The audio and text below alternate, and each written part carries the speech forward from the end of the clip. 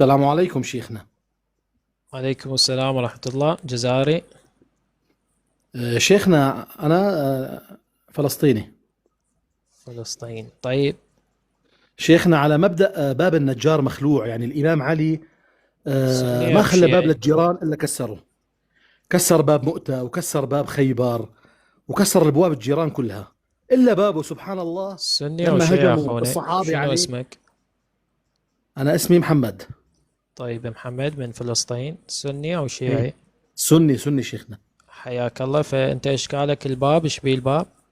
يعني هو كسر باب الجيران كلهم ما عدا بابه، سبحان الله. لما هجموا عليه صار يتفرج على الصحابة هم عم يكسروا الباب. طيب هذا عند أهل السنة يعني؟ لا شيخنا، كله ضعيف. انتوا عنكم هذا، انتم لا محتوينه. انتم متبنين لا، الروايه هذه. إنه السنه أنتوا ما تبنوا الروايه هذه. طيب، أنتوا عندكم إنه الإمام علي عمر بن الخطاب هدد بالحرق، هدد الزهراء بالحرق. شيخنا انا وعزيزي استغرابي انه محمد، الامام علي بكل هالقدرات الخياليه هاي والولايه التكوينيه وخلى ابواب الجيران كلهم الا بابه، سبحان الله. عزيزي محمد، أنا ليش من أحكي تقاطعني؟ إيه، تفضل بكتب. طيب، ممكن تسمحني أتكلم؟ جيد. أنا أقول إنه هذا عمر بن الخطاب هو هدد دار الزهراء بالحرق، وعلي بن أبي طالب وقف مكتوف الأيدي ولم يفعل لعمر بن الخطاب شيئا، مع أنه هدد زوجته بحرق دارها على رأسها. فلماذا الإمام علي جبان عندكم يا أهل السنة؟ أليس هو الذي فتح كل الأبواب؟ لماذا لم يدافع عن بابه؟ فهذا الإشكال إلك. أما لا الروايه عندنا ضعيفه شيخنا، الروايه ضعيفه عند رواية السنه. صحيحة. صحيح. لا شيخنا، ضعيفه. انت شنو يعني نحن السنه تفقه بتصحح لنا بالرجال حتى انت. تقول لي ضعيفة؟ لا، شيخنا العلماء بتحب السنة تصحح اقول انت رواياتنا، صححوها. ما عندنا لا مشكله. لا لا، اذا مو أنا. بتحب تصير علماء سني السنة. وتصحح رواياتنا ما عندنا مشكله. طيب بس لا تستعجل. من اقول لك صحيحة يعني علماء اهل السنة صححوها. شيخنا الروايه ضعيفه، عم اقول لك روايه ضعيفه عنا. بعدين شو طيب بدك فينا نحن؟ نحن خلنا بالنسبه لك نعرض كفار الرواية. مشركين، انت بالنسبه لدينك انت الروايه لا أنا بتبنيها انت. لا أنا انت عندي الروايه اهل السنة. بتبنيها. كيف اهل الامام علي السنة. عندك بقدرات خياليه وبنجي على بابه وهو عم يتفرج عليهم؟ صغيرة خليني احكي، انا عندي اهل السنة مسلمين مو كفار. طيب هاي الرواية بالمصنف لابن ابي شيبة، ليش تكذب وتقول ضعيفة؟ هذا المصنف وهاي التصحيحات، راح اعرض لك التصحيحات للصبح، بس طيني مجال وبعدين علق براحتك للصبح تحكي وانا اسكت لك، بس خل اخلص واقول لك تفضل. بعدين انت تتكلم الى ان تقول لي تفضل، يلا تفضل. المصنف لابن ابي شيبة، تحقيق معالي الشيخ ناصر بن عبد العزيز. يقول هذه الرواية، ينقل هذه الرواية اللي هي رواية عمر بن الخطاب مع الزهراء. يقول عمر بن الخطاب: وأيم الله ما ذلك بمانع إن اجتمع هؤلاء النفر، اللي هو علي والزبير ومن معه، إن اجتمع هؤلاء النفر عندك أن أمرتهم أن يحرق عليهم البيت. عمر بن الخطاب يهدد الزهراء أن يحرق البيت عليها وعلى رأسها وعلى رأس أولادها. قال فلما خرج عمر بن الخطاب جاءوها فقالت: تعلمون أن عمر بن الخطاب جاءني وقد حلف بالله لئن عدتم ليحرقن عليكم البيت، وأيم الله ليمضين لما حلف عليه. هذا هو عمر بن الخطاب هدد الزهراء يحرق الدار على راسه. وين علي بن أبي طالب عند أهل السنة؟ لماذا لم يدافع؟ فهذا الحديث خلص يقول. شيخنا. لا أخلص وأقول لك تفضل وتتكلم إلى ما تشاء. بس أقول لك خلصت تفضل، وأنت بس تقول لي خلصت أنا أتفضل. يقول الحديث صحيح. فهذا الحديث أصلا عندكم يعني لا تشوبه شائبة. هذا إذا أجينا إلى إزالة الخفاء للدهلوي، إمام كبير من الأئمة والمحدثين عندكم، يقول عن أسلم بإسناد صحيح على شرط الشيخين. هذه رواية على شرط الشيخين، مو أبو الفضل هو اللي صححها. وأيم الله ما ذاك بمانع اجتمع هؤلاء النفر عندك أنا أمرهم أن يحرق الدار. طيب وين علي بن أبي طالب؟ لماذا خائف؟ هذا الحسن طيب. والحسين لسيد. بس أكمل وأقول لك تفضل وأنت تتفضل، انتظر وبعدين علق للصبح. يقول أيضا مصنف ابن أبي شيبة وإسناده صحيح. هذا أيضا كتاب سني للدكتور علي محمد الصلابي. أيضا ماذا يقول؟ يقول أخرجه ابن أبي شيبة في المصنف وإسناده صحيح. كذلك هذا تاريخ المدينة. تاريخ المدينة للإمام الحافظ أبي بكر أحمد بن علي بن ثابت الخطيب البغدادي، ينقل الرواية ويقول المحقق هنا دكتور بشار عواد معروف يقول أخرجه هذا أثر أخرج في المصنف لابن أبي شيبة.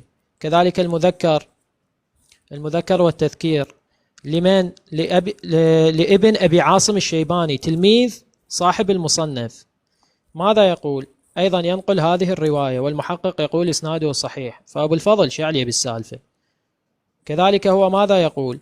يقرر مطلبا على وفق تلك الرواية. يقول وفي حديث عمر بن الخطاب مما يدل على أن الإمام إذا بلغه أن قوما يجتمعون على أمر يخاف أن يحدث عن اجتماعهم ما يكون فيه فساد أن يتقدم إليهم ويوعدهم في ذلك وعيدا يرهبونه به، يعني يبني مسألة على تلك الرواية.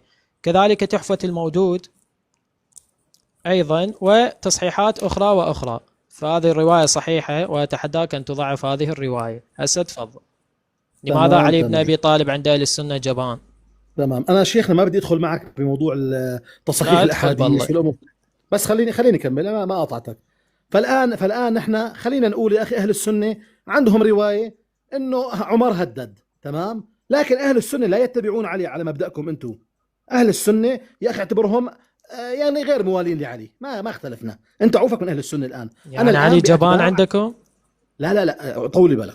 انا الان بدي يهمني اللي بيتبعوا علي. انا الان باخذ من اللي بيتبعوا علي ولا ما بيتبعوا علي؟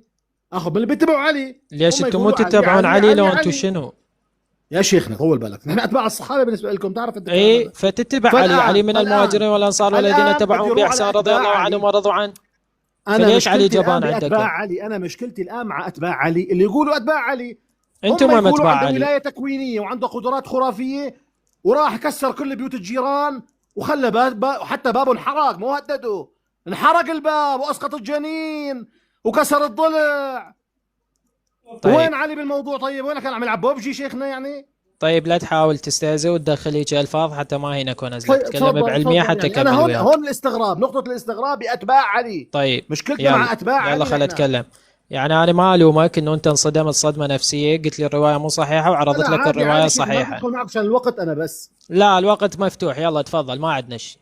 لا عندك شيء تعال بغير وقت. انا راح اسلم معك. نحن ما اذا يعني علي بن ابي طالب جبان عندكم، لماذا لم يدافع؟ مشيها. لا مشيها شنو؟ لعب والسابقون الاولون من المهاجرين والانصار. انا بدي انت اللي بتوالي علي. مشكلتك معاه انت بتوالي علي ولا انت ما توالي علي؟ مشكلتك اكبر. انت الان مشكلتك اكبر. لا انت عندك دليل من القرآن. بس دقيقة خليني اتكلم.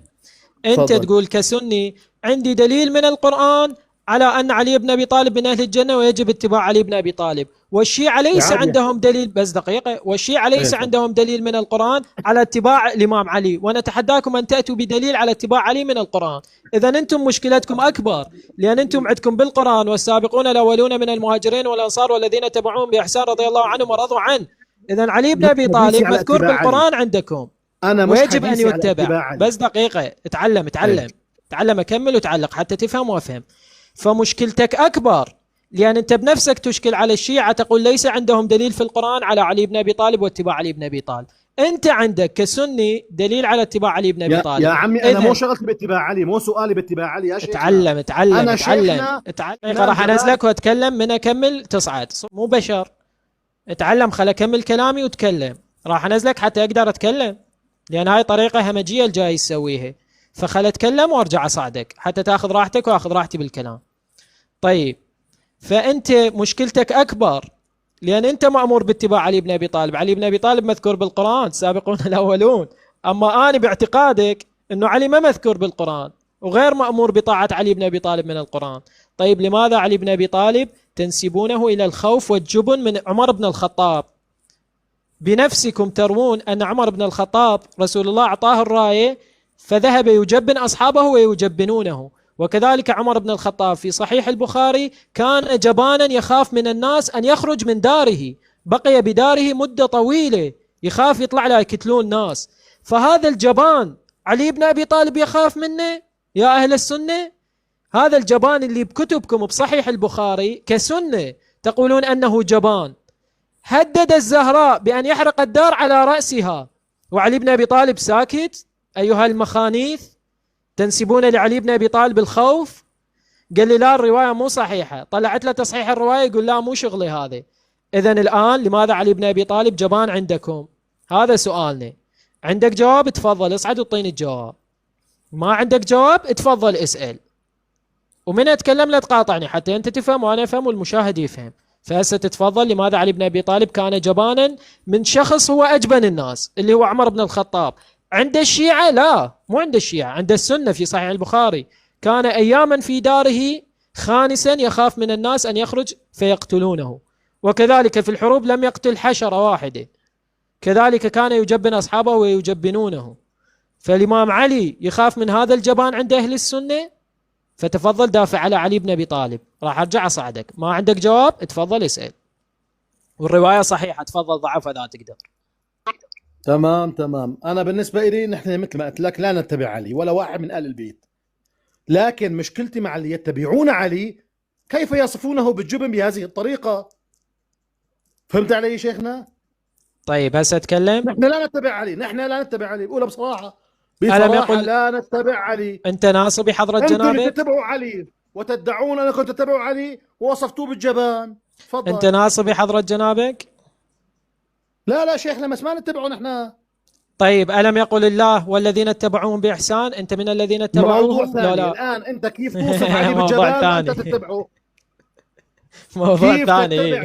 كيف تتبع إمام جبان؟ فهمني تفضل. موضوع ثاني. طيب أنت تحب الإمام علي أو لا؟ لا يا أخي أنت شو بدك فيه؟ أنت تحب الإمام علي أو لا؟ كيف تتبع؟ بحبه. راح نجيها بشوفه بنومي كمان. طيب لماذا تنسب الجبن لهذا الذي تحبه؟ تقول خاف من شخص هدده وهدد مرته بالحرق.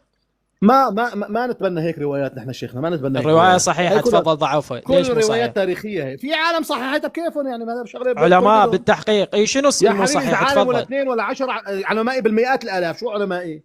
هي بالمزاج لازم يعني الصلابي هذا لساته عايش، شلون بده يصحح الرواية الآن؟ العلماء صححوها صحيحة السند على شرط الشيخين. يعني البخاري ومسلم على صفحة رداء الرواية. عند البخاري ومسلم أنا عندي. هاي الرواية على شرط الشيخين. ما بدي على شرط شيخنا، هي شرط. شنو ما بدي؟ انت شنو لبناني؟ انت فلسطيني؟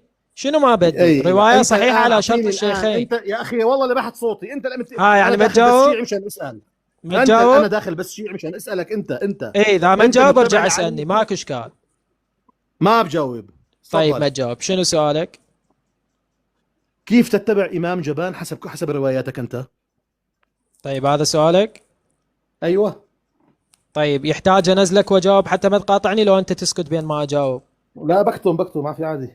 طيب اكتم لا تقاطعني. طيب سؤالك انه كيف تتبع امام جبان؟ راح نبين لك، بما انه انت تعجز عن الاجابه راح نبين لك شنو هذا الامام الجبان. ناتي الى ماذا فعل علي بن ابي طالب بعمر بن الخطاب. هذا كتاب سليم بن قيس الهلالي يقول في الهجوم على بيت الزهراء، قال فانطلق قنفذ فأخبر أبا بكر فوثب عمر غضبان فنادى خالد بن الوليد وقنفذ فأمرهما أن يحملا حطبا ونارا، ثم أقبل حتى انتهى إلى باب علي وفاطمة قاعدة خلف الباب قد عصبت رأسها ونحل جسمها وفي وفاة رسول الله. فأقبل عمر بن الخطاب ضرب الباب ثم نادى يا ابن أبي طالب افتح الباب. فقالت فاطمة بما أنها كانت جالسة خلف الباب يا عمر ما لنا ولك، لا تدعنا وما نحن فيه. قال افتح الباب وإلا حرقناه عليكم. فقال عمر أما تتق الله؟ فقالت يا عمر أما تتق الله عز وجل تدخل علي بيتي وتهجم علي داري؟ فأبى أن ينصرف، ثم دعا عمر بالنار فأضرمها في الباب فأحرق الباب ثم دفعه. علي جبان فوثب علي بن أبي طالب فأخذ بتلابيب عمر بن الخطاب. خل أكمل. فأخذ بتلابيب عمر ثم هزه فصرعه ووجأ أنفه. وين كان علي؟ لا راح أنزلك حتى أكمل بس من أخلص تصعد، لأن قلت لك اتفقت أنه ما تقاطعني. فوثب علي بن أبي طالب فأخذ بتلابيب عمر ثم هزه فصرعه ووجأ أنفه ورقبته وهم بقتله. هذا الإمام علي إمام شجاع، لزم عمر هزه وصرعه ووجأ أنفه بالتراب وحط رقبته بالتراب وراد كتله، لكنه موصى من رسول الله لا تقتل أحدا إلا أن تجتمع لك العدة على القتال. هو ذهب نادى بالناس فلم تجتمع له العدة فلا يقتل أحدا. نعيد. فوثب علي من مكانه على عمر فأخذ بتلابيبه هزه فصرعه ووجع أنفه ورقبته وهم بقتله. الجبان شلون يسوي هذا الفعل؟ هذا عمر اللي هو الفظ الغليظ اللي مع الخلافة ويا أبو بكر. شوف الإمام علي شلون شجاع سوى به. فذكر قول رسول الله وما أوصى به من الصبر والطاعة، فقال والذي كرم محمدا بالنبوة يا ابن صهاك لولا كتاب من الله سبق لعلمت أنك لا تدخل بيتي. ثم قال فأرسل عمر يستغيث. طيب عمر بن الخطاب لماذا يستغيث من رجل جبان؟ ولا هذا الرجل شجاع؟ لازم لك عمر بتلابيبه هازه وصارعه وحاط رقبته بالتراب ورايد كتله. فأرسل عمر يستغيث فأقبل الناس حتى دخلوا الدار وسل خالد بن الوليد السيف ليضرب فاطمة، فحمل عليه بالسيف. الإمام علي لزمه وفر السيف عليه فأقسم على علي فكيف أقسم عليك يا علي إلا تركتني. فهذا علي بن أبي طالب. لازم لك عمر بن الخطاب يستغيث. فكيف تكذب وتقول أن الشيعة لديهم أن علي بن أبي طالب جبان؟ إذا جبان شلون عمر بن الخطاب يستغيث من علي بن أبي طالب لكي يخلصونه؟ إذن هذا مو جبان. علي بن أبي طالب جبان عندكم يا أهل السنة. عمر بن الخطاب هدده أن يحرق دار الزهراء على رأسها وهو خاف ولم يفعل أي شيء. فعلي بن أبي طالب جبان عندكم؟ علي بن أبي طالب أمسك بعمر فوجأ أنفه ورقبته بالتراب وهم بقتله، فراح يستغيث ويطلب الغوث من الناس لكي ينجدوه. هذا هو علي بن أبي طالب. ايش جاي تحكي انت؟ إذا ضاحكين عليك بالبثوث ملقنيك هاي الكلمات وجايين تركض، فلا ما تقدر علينا، ما تقدر لا تعبر لنا هاي الكلمات ولا تقدر تعبر أي كلمة. هسه يا إخواني أنا حق لي أسألك سؤال. علي بن أبي طالب تبين أنه جبان عند أهل السنة. طيب نرى عثمان بن عفان هم رادوا يقتلوه، أيضا كان جبان؟ لو شنو سالفته حتى صعدك أنت بعد تتكلم؟ هذا ابن تيمية. تأخذون دينكم عن ابن تيمية، هو النبي. منهاج السنة لابن تيمية الجزء السادس نفس الحادثة. يقول ومن المعلوم بالتواتر أن عثمان كان من أكف الناس عن الدماء وأصبر الناس على من نال من عرضه. معلوم بالتواتر أن عثمان بن عفان نالوا من عرضه، فلماذا عثمان بن عفان الذي تستحي منه الملائكة لم يستحي على عرضه ولم يدافع عنهم؟ وابن تيمية يقول هذا بالتواتر. طيب نروح تلميذ ابن تيمية ذكر الحادثة التي هي متواترة، هذا البداية والنهاية لابن كثير في الجزء 10. يقول ينقل الرواية ويقول ثم تقدم سودان، هذا سودان السوالك، سودان بن حمران بالسيف، فمانعته نائلة زوجة عثمان فقطع أصابعها فولت فضرب عجيزتها بيده. هذا اللي تستحي من الملائكة، ما يستحي يدافع عن عرضه.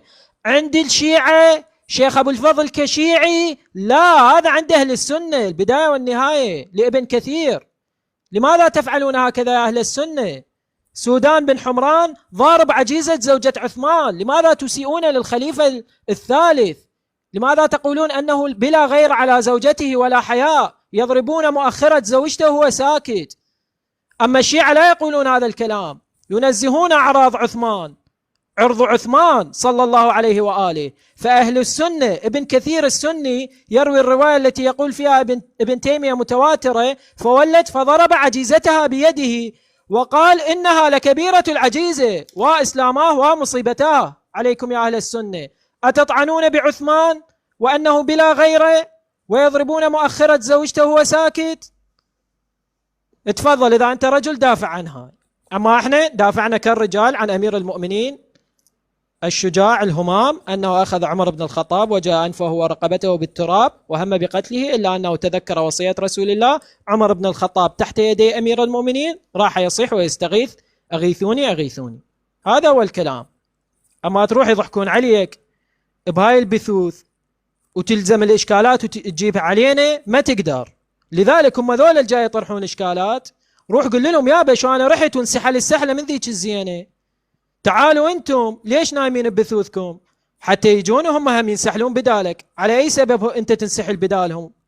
أنت خطية مسكين ما عندك علمية، فجيبهم هم خلي ينسحلون. ليش أنت تنسحل بدالهم؟ على يا أساس؟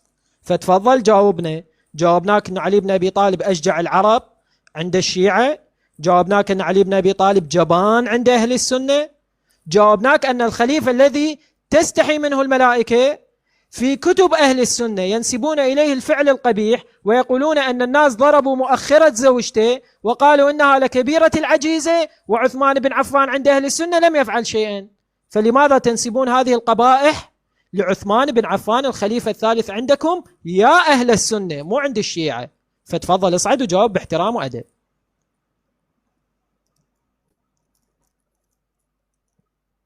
أيوة السلام عليكم. عليكم السلام. تفضل. ليش عثمان بن عفان ما دافع عن عرضه وضربه مؤخرا زوجته؟ مات دون عرضه، وبينما معصومك كان يدور على الحكم. بعدين في رواية ثانية الدليل مات دون عرضه. ما تستشهد. كلنا متفقين. شو الدليل؟ دليل اجيب لك دم عثمان يعني؟ لا الدليل انه مات دون عرضه. ابن تيمية يقول لم يفعل شيء ونالوا من عرضه. مات دون ايش يعني؟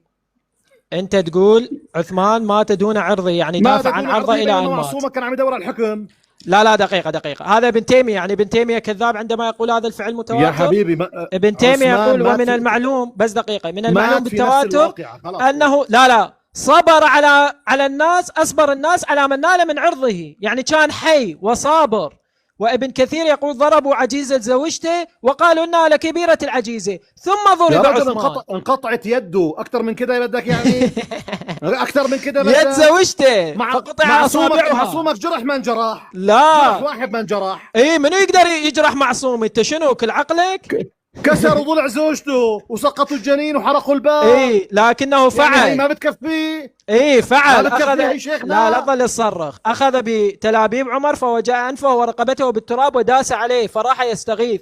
عثمان بن عفان ليش ما رفع له عصا؟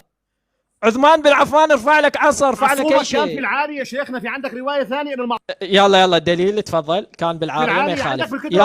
يلا الدليل. بعدين مش لا هسه مو بعدين. مشان نصدق الروايه الهوليوديه. لا هسه بس مشان وين نصدق كان في العالي؟ عمر بن الخطاب لما حكم ليش ما انتقم من علي؟ لا تلعب. ليش ما انتقم من علي؟ لا علي كان في العالي عند اهل الشيعة. تفضل. ايوه موجوده. يلا موجوده بحار الانوار شيخنا. ما يلا شكتب بحار الانوار. هذا بحار الانوار. اكتب العالي. بس اكتب العالي. الامام علي كان في العالي. طيب هسه بعد تسكت على ما نطلع الروايه ونشوف شنو هاي الروايه. اي بس كلمه واحده. لا قبل الكلمه. لما حكى عمر ليش ما انتقم من عمر؟ طيب لا قبل الكلمه. لا طرحت اشكال، خلي يصير بحث علمي وندقق ونحقق. قلت الامام علي كان في دقيقه اخونا. انت قلت انه الامام علي وطرحت اشكال، خلينا نشوف شنو هذا اشكالك. بحار الانوار الامام علي، بعدها ننتقل الى اشكال ثاني. هذا بحار الانوار راح اكتب العاليه. طيب يطلع لي عشرات الاشياء. شنو هاي الروايه؟ تفضل روح جيبها دقيقا وتعال. بس ممكن اطرح السؤال ثاني بما اروح جيبها؟ لا زنقه حبه نكمل هاي وتطرح السؤال الثاني. انا طلع لي تقريبا 200 عمليه بحث بكلمه العاليه. فتفضل راح انزلك حتى تقدر تروح تطلع وتستخدم جهازك تبحث بالجوجل تطلع لنا الامام علي كان بالعاليه عندما ضربوا زوجته. مع انه انا هسه طلعت لك انه عمر بن الخطاب دفع الباب، علي بن ابي طالب وثب من مكانه، اخذ بتلابيب عمر وجاء انفه ورقبته بالتراب واهم بقتله وراح يستغيث الناس الى ان خلصوه. فاني نزلتك حتى يصير عندك فرصه للخروج، تخرج وتبحث. فاخرج وابحث عن الروايه العاليه وتفضل جيب لنا اياها. وبعدين تجاوبنا على اشكال عثمان بن عفان تقول مات دون دمه. انا ما ردت اضغط عليك واقول لك تفضل وين الدليل، عرضت لك اياها مباشره. ابن تيميه قال لا صبر على من نال من عرضه.